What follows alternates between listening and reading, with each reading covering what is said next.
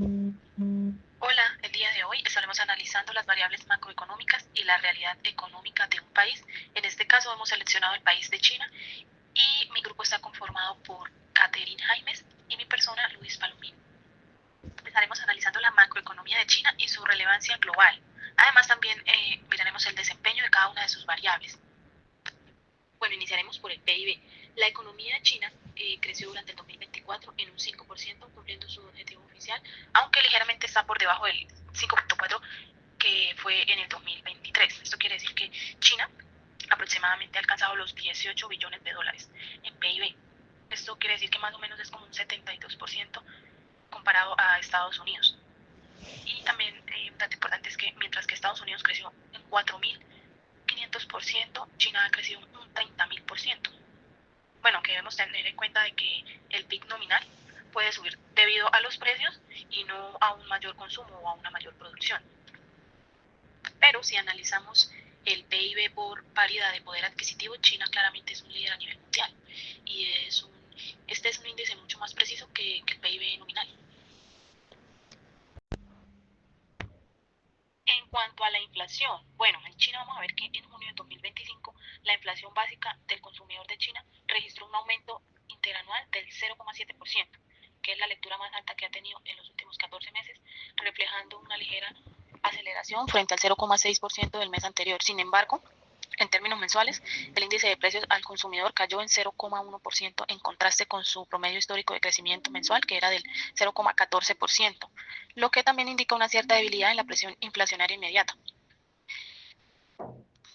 Al nivel sectorial, los precios de los alimentos continuaron su tendencia bajista por quinto mes consecutivo, con descensos más marcados en los huevos, aceites de cocina, leche y notablemente en las carnes de cerdo, debido al aumento de la oferta y la débil demanda. Sin embargo, algunos productos mostraron presiones inflacionarias como las frutas, cuyos precios subieron en un 6,1%, impulsados por el mal clima también, y también problemas logísticos derivados de tensiones comerciales con Estados Unidos. Por otro lado, también los precios en los alquileres se mantuvieron estables en terreno negativo, reflejando un mercado inmobiliario muy débil. Un conjunto de estos datos sugieren un entorno de inflación moderada con señales mixtas en el que persiste la debilidad del consumo interno y los efectos de factores externos continúan afectando también los sectores claves como el alimentario. En cuanto a la variable de la tasa de desempleo, China se mantuvo estable en el 5%, el nivel más bajo desde el noviembre del 2024, también reflejando cierta estabilidad en el mercado pese a las tensiones económicas y comerciales que ha tenido con Estados Unidos. En cuanto a la calidad del trabajo en China, hay registros de que el gobierno chino ha intensificado las medidas de apoyo al empleo, ha elevado significativamente los reembolsos del seguro de desempleo y también permite que las empresas con facultades para que difieran pagos a seguridad social, buscando aliviar así la presión sobre el empleo y fomentando la estabilidad del mercado laboral. El horario en China es de 40 horas semanales, trabajando 8 horas diarias de lunes a viernes. En las empresas, digamos, no obligan a las personas a como hacer horas extras, pero sí la empresa ofrece incentivos que motivan a las personas a trabajar. Por ejemplo, si usted trabaja hasta las 6 de la tarde, entonces les dicen, bueno, los empleados que trabajen hasta las 7 de la noche y la empresa les ofrece transporte. Y si trabajan hasta las 8, entonces ya tienen un beneficio de alimentación y cosas así que motivan a los trabajadores a hacer horas extras. Teniendo en cuenta que el tiempo límite de horas extras son de 3 horas diarias, máximo 36 horas al mes, con una compensación del 150 del salario regular por horas extras en días laborables y del 200% en los fines de semana. La siguiente variable de la que vamos a hablar es la balanza comercial, con datos del 2025, en el cual en junio China registró un superávit comercial de 114.000 millones, superando ampliamente tanto los 98.000 millones del año anterior como las previsiones del mercado de 109.000 millones. Esto ha impulsado el crecimiento sólido de exportaciones, que fue del 5.8% interanual, superior al 5% estimado y al 4.8% de mayo. Esto se debió a un contexto de alivio temporal por las tensiones arancelarias, como ya lo habíamos dicho anteriormente, previo a la aspiración de la tregua comercial con Estados Unidos, que fue programada para este 12 de agosto, en el cual se espera que haya como una tregua un poco más favorable, a pesar de que las importaciones han crecido en un 1% por debajo del 1.3 esperado. Este dato representó su primer incremento mensual en el 2025. También se han visto reflejados ahí los esfuerzos del gobierno chino por estimular la demanda interna. En términos bilaterales, el superávit comercial con Estados Unidos se amplió significativamente a un 26.57 mil millones desde los 18 mil millones en mayo. A pesar de tanto que las exportaciones como las importaciones de ambos países cayeron bruscamente, se evidencia una caída generalizada del comercio bilateral. En paralelo a lo que el presidente Trump declaró, que Estados Unidos y China están muy cerca de extender la tregua comercial, lo cual aliviará las tensiones arancelarias. En el acumulado del primer semestre de 2025, China reportó un superávit comercial total de 586 mil millones, con un alza del 5.9% en exportaciones y una caída del 3.9% en importaciones interanuales, lo que refleja que la economía es aún dependiente del comercio exterior en un entorno global un poco incierto. China claramente es la mayor economía mundial en el momento y es la principal potencia exportadora que sustenta el comercio exterior. Sus productos manufacturados de alto valor agregado son la maquinaria eléctrica, electrónica, textiles, químicos, vehículos y otros bienes de consumo. También importa materias primas, circuitos integrados, maquinaria avanzada, productos agrícolas, con sus principales socios comerciales, que son Estados Unidos, Europa, Japón, Corea del Sur, Australia, Brasil. Y a pesar de que tiene tensiones geopolíticas con Estados Unidos especialmente, mantiene un comercio activo y han fortalecido la cooperación con otros bloques, consolidándose su papel central en las cadenas de suministro global. En cuanto al tema de impuestos, China tiene una tasa de retenciones del 10%, maneja también impuesto de renta y allá está en un porcentaje del 45%. Y para la tasa del IVA, allá se maneja el 13%. Estos son como los impuestos así como que más se conocen. Actualmente China enfrenta una creciente fragilidad fiscal evidenciada por la previsión de un crecimiento prácticamente nulo en sus ingresos fiscales durante el 2025. A pesar de mantener un objetivo de crecimiento económico del 5%, esta proyección refleja una combinación entre factores estructurales y coyunturales.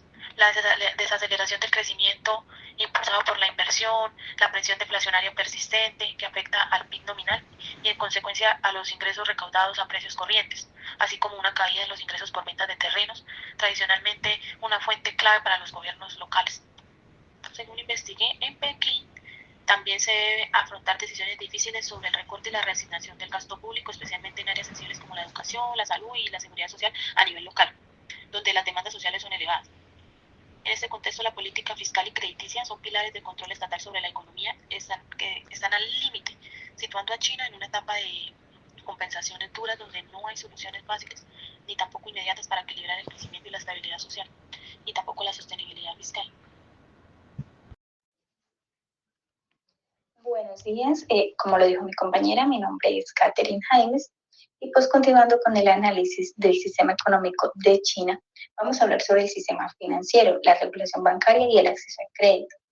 El sistema financiero de China es uno de los más grandes y poderosos del mundo, ya que allí se encuentran los 4 bancos más grandes del mundo, pero la diferencia entre el sistema financiero de China y otros países es que aunque en otros países el sistema bancario es autónomo, en China no. En China es controlado por el gobierno. Puede que un banco no quiera prestarte dinero porque pues no tienes un alto nivel de riesgo o no tienes cómo responder y el gobierno decide que te debe prestar dinero, pues se debe prestar el dinero. Uno de los principales desafíos que enfrenta es el alto nivel de deuda, especialmente en el sector inmobiliario. Casos como el de Evergrande revelaron riesgos serios que pusieron en alerta a las autoridades financieras. Es por esto que el gobierno chino fortaleció la regulación bancaria a través del Banco Popular, imponiendo reglas estrictas sobre los préstamos. Aunque el acceso al crédito sigue siendo desigual, las grandes empresas estatales reciben prioridades mientras que las pequeñas empresas deben recurrir muchas veces a préstamos digitales. Por otro lado, hablemos sobre la inversión extranjera y el entorno empresarial. China ha sido históricamente un imán para la inversión extranjera, esto ya que la mano de obra es muy barata. Sin embargo, a causa de los múltiples conflictos que ha tenido con Estados Unidos y la incertidumbre global, el país ha disminuido la inversión extranjera, pero sigue atrayendo grandes flujos de capital. En cuanto al entorno empresarial, China ha mejorado muchísimo ya que han simplificado trámites y han fomentado la competencia para atraer capital privado. En cuanto a la pobreza y la distribución del ingreso e inclusión social en China, uno de los logros más importantes de China, según sus estadísticas, ha sido la reducción drástica de la pobreza, ya que desde la década de los 80, más de 800 millones de personas han salido de la pobreza. Y en 2021 China declaró la erradicación total. Sin embargo, pues estos datos no son confiables porque, pues teniendo en cuenta que China es un país comunista, puede manejar las estadísticas a su antojo y persuadirlas. Podemos evidenciar que China es un país muy poblado y con las políticas que ha implementado de no tener hijos o de un solo hijo por familia, ahora se encuentra frente a una problemática muy grande y es el hecho de que la tasa de natalidad es muy baja, la población joven es muy escasa y China está mayormente poblado por población mayor de 50, 60 años, lo que pues convierte este factor en un factor determinante para el país. Por otra parte, en cuanto a innovación, productividad y competitividad global, China ya no es solo quien fabrica productos por fabricarlos en masa, por vender un montón, no. China ha decidido innovar y ahora es uno de los países que recibe más inversión extranjera para investigación y desarrollo, así como para inteligencia artificial. Ya que en un principio en China pues era muy conocido por el hecho de que al tener una mano de obra barata y ser los costos muy económicos, se elaboraban y se fabricaban miles de productos de muy mala calidad. Esto ha cambiado en los últimos años. Ahora bien, en cuanto a las políticas económicas y los objetivos macroeconómicos, pues podemos evidenciar la importancia de la aplicación correcta de estas políticas para el correcto desarrollo de China, ya que el modelo económico de China combina planificación centralizada con una apertura gradual al mercado. Aunque es un país comunista, pues sabe y aprovecha mucho la inversión extranjera. El gobierno siempre ha mantenido objetivos claros como el crecimiento sostenido y el control de la inflación. En los últimos años, China ha integrado objetivos de sostenibilidad ambiental. Es decir, el objetivo de las políticas económicas de China siempre ha sido mantener el equilibrio entre crecimiento, innovación, inclusión social y sostenibilidad. Esto deja a China como una potencia económica que ha logrado avances impresionantes, pero pues también enfrenta grandes desafíos.